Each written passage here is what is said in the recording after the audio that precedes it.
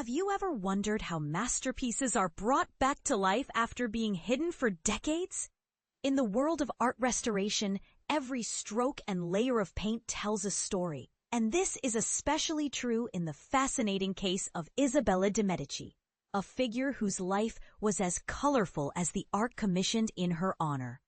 At the Carnegie Museum of Art, Chief Conservator Ellen Baxter embarks on the meticulous journey of rediscovery through her careful restoration work on a 16th-century portrait, once thought to be of Eleanor of Toledo, wife of Cosimo I de' Medici. Baxter is quite the character. Just as some individuals nurture their plants with kind words, she brings life back to paintings by speaking directly to them, sharing affectionate reassurances like, "You're going to look delightful." This tender approach sets the stage for the complex and delicate restoration process, which involves in-painting, an intricate task that requires her to wield tiny brushes and precise pipettes filled with varnish and solvents. Concealed under layers of 19th-century overpainting depicting a more delicately featured woman, this portrait of Isabella had been waiting patiently for its chance to shine. The original overpainting masked the true beauty of Isabella, who was unjustly obscured, and it was Ellen's sharp eye that would soon bring her back into the light. The story took an interesting turn when Louise Lippincott, the former curator of fine arts at the Carnegie Museum, stumbled upon the artwork while rummaging through the museum's basement storage. Initially attributing the artwork to Bronzino, Cosimo I's court painter, Lippincott felt the piece was quite lackluster and sought a second opinion from Baxter, who is celebrated for her unique blend of artistic talents, holding not only a bachelor's degree in art history but also minors in chemistry and physics, as well as a master's in art conservation. Baxter's perspective sets her apart. She views paintings as three-dimensional compositions, rich with layers, akin to a lasagna, rather than mere flat images mounted on walls. Upon observing the oil painting initially thought to feature Eleanor, she immediately sensed a discrepancy.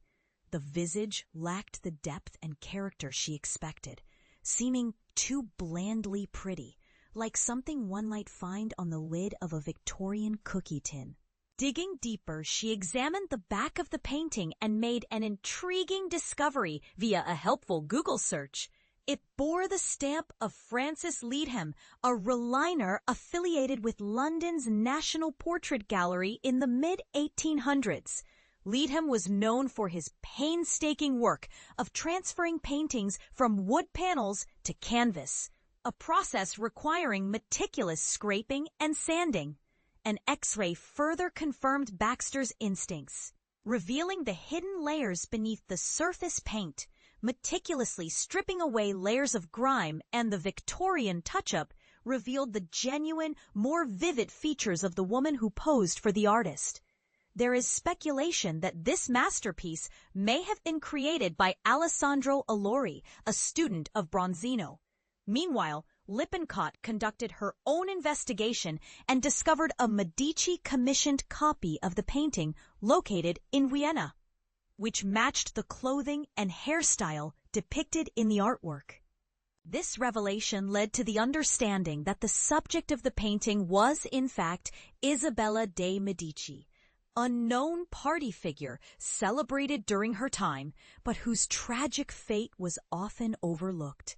Known as the apple of her father's eye, Isabella was somewhat of a libertine, throwing extravagant parties and living a lavish lifestyle, with her father often bailing her out of financial troubles while turning a blind eye to her flirtations, particularly one with Troilo Orsini, a cousin of her husband, Paolo.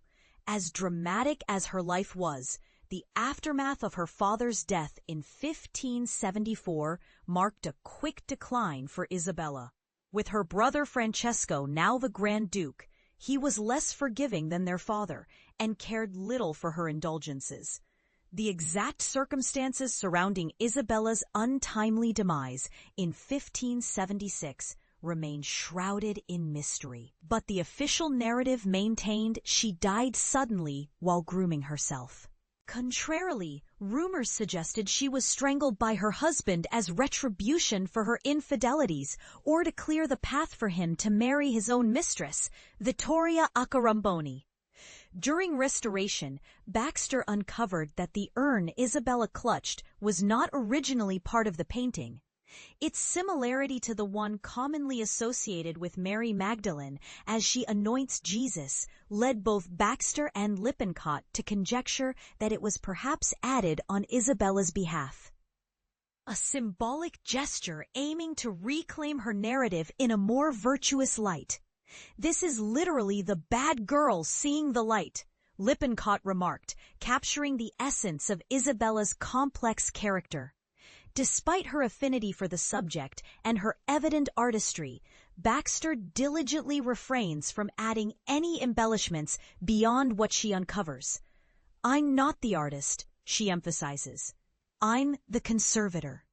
My role is to mend damages and restore losses without imposing my creative input on the painting." This fascinating case spotlights not just the artistry involved in restoration, but also the rich narratives interwoven into works of art, inviting us to ponder how an artist's legacy can be both preserved and transformed. What do you think? Was it fair for Baxter to maintain such boundaries in her restoration work? Should she have felt free to add her own creative touch? Let us know your thoughts in the comments.